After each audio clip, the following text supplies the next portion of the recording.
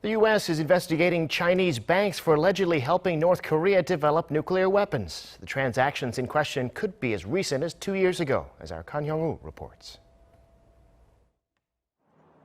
3 major Chinese banks are being probed by the U.S. for allegedly helping finance Pyongyang's nuclear weapons program, which would be a violation of the international sanctions on North Korea.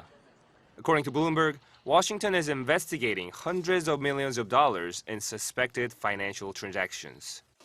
Citing an appeals court opinion, Bloomberg reported that American prosecutors do not currently suspect the unnamed Chinese banks of intentionally violating sanctions.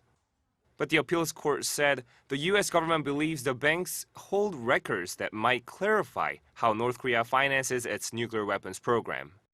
Washington has been trying to acquire banking records from 2012 to 2017. The 5-year span was the period leading up to North Korea's successful test of nuclear arms and missile systems, including an ICBM launch in 2017. Quoting a former CIA and Treasury Department official, Bloomberg added that if the government finds evidence that banks knowingly aided the transactions, the U.S. could fine them billions of dollars. Meanwhile, a new UN report says North Korea amassed some $2 billion for its WMD programs, using cyber attacks to steal money from financial institutions and cryptocurrency exchanges and launder the money in cyberspace.